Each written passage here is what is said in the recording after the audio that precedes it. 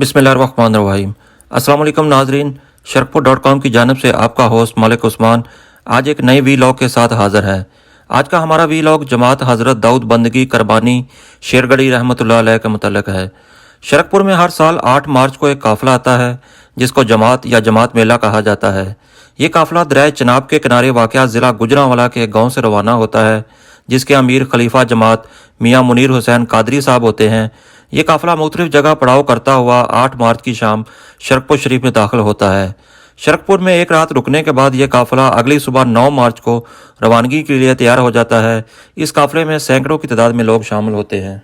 शरकपुर शरीफ में साईं शहाबुद्दीन रहमतुल्लाह अलैह के पोते और हाजी अली हैदर नुशाही के बेटे कारी अली अबन नुशाही जमात के अमीर की मेज़बानी का हक अदा करते हैं।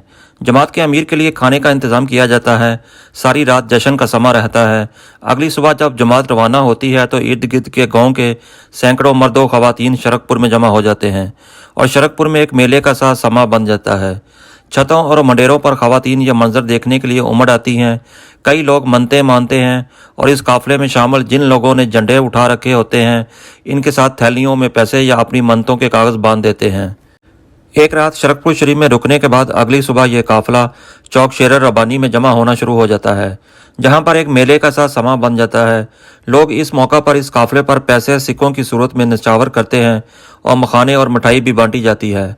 चौक शेर रबानी में इकट्ठा होने के बाद यह काफ़िला दरबार साईं शहाबुद्दीन के मज़ार पर हाज़िरी देने के लिए रवाना होता है और फिर वहां से होता हुआ आला हज़रत मियाँ शेर मोहम्मद शरकपुरी रहमतुल्लाह अलैह के मज़ार पर हाज़िरी देता है और इनके मज़ार के सामने जहां पर उर्स होता है वहां इकट्ठा होना शुरू हो जाता है।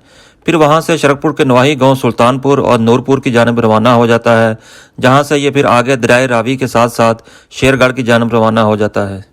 इस जमात के मौका पर शरकपुर में पंजाब के रवायती कबड्डी के खेल का इनकाद भी किया जाता है और इस मौका पर मिठाई और खिलौनों की दुकानें भी सज जाती हैं।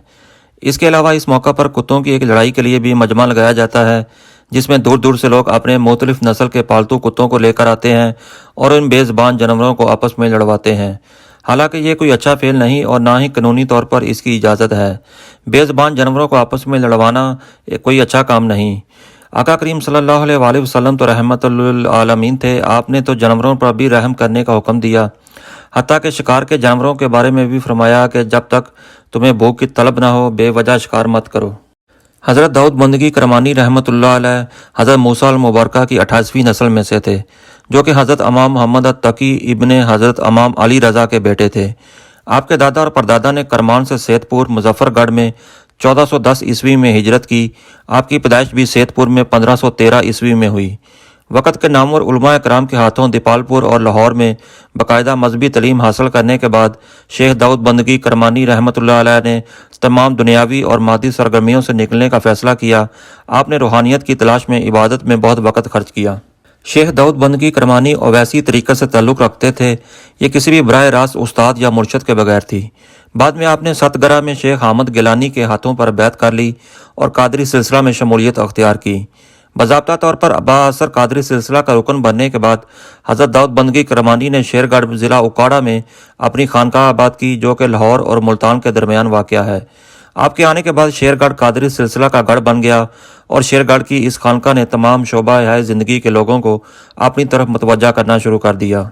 16वीं सदी के मशहूर मौरख अब्दुल कादिर बदवानी 1572 ईस्वी में शेरगढ़ आए और 4 रोज़ तक यहाँ रहे।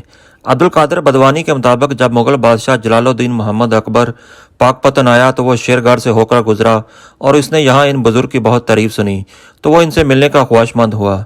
जनरल शहबाज खान कंबुआ, जो कि अकबर बादशाह के दरबार का अहम ऑफिसर था, हज़रत दाऊद बंदगी करमानी की बारगाह में मुलाकात की इजाज़त हासिल करने के लिए हाज़िर हुआ तो हज़रत शेख दाऊद बंदगी करमानी रहमतुल्लाह अलैह, जो कि अपने आप को दुनियावी जाओ जलाल और दौलत वाले लोगों से दूर रखते थे, उन्होंने जनरल शहबाज खान के हाथों बादशाह को पैगाम भिजवाया कि वो बादशाह को हमेशा अपनी दुआओं में याद रखते हैं, लिहाजा इसको ज़ाती तौर पर दुआ करवाने के लिए हाज़िर होने की ज़रूरत नहीं।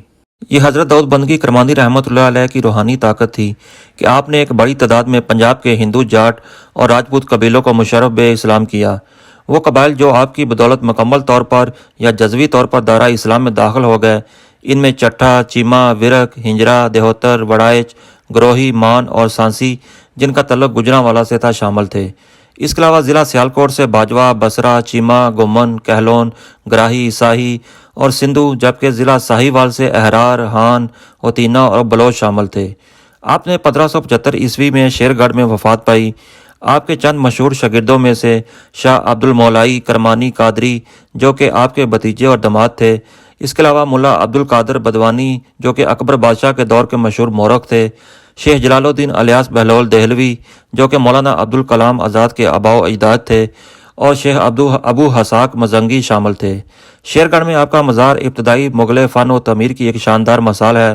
آپ کا سالانہ عرس 13 مارچ سے 17 مارچ ہر سال شیر گڑھ میں ہوتا ہے، جس میں ہزاروں کی تعداد میں لوگ ان کو خراج عقیدت پیش کرنے کے لیے شامل ہوتے ہیں، اور ان میں زیادہ تعداد ان لوگوں کی ہے جن کے آباء و اجداد آپ کی بدولت دارہ اسلام میں داخل ہوئے۔ یہ لوگ قافلوں کی شکل میں پیدل ان کے مزار پر حاضری دیتے ہیں، کیونکہ حضرت داؤد بندگی کرمانی شیرگڑھی رحمۃ اللہ علیہ کی روحانی تعلیمات اور تبلیغ کی وجہ سے ایک بڑی تعداد میں پنجاب کے ہندو، جاٹ اور راجپوت قبیلوں کو مشرف بے اسلام ہونے کا موقع ملا۔ اس لیے ان قبائل کی اولادوں نے عقیدت کے طور پر ہر سال حضرت داؤد بندگی کرمانی شیرگڑھی رحمۃ اللہ علیہ کے مزار پر پیدل حاضری دینی شروع کی۔ شروع میں یہ قافلہ چند افراد پر مشتمل تھا، مگر پھر آہستہ آہستہ اس میں ہر سال مزید لوگ شامل ہوتے گئے اور یہ ایک کارواں کی شکل اختیار کر گیا۔ ان لوگوں کا مقصد نیک تھا کہ صرف اور صرف حضرت داؤد بندگی کرمانی شیرگڑھی رحمۃ اللہ علیہ کے مزار پر حاضری دینی اور اپنی عقیدت کا اظہار کرنا۔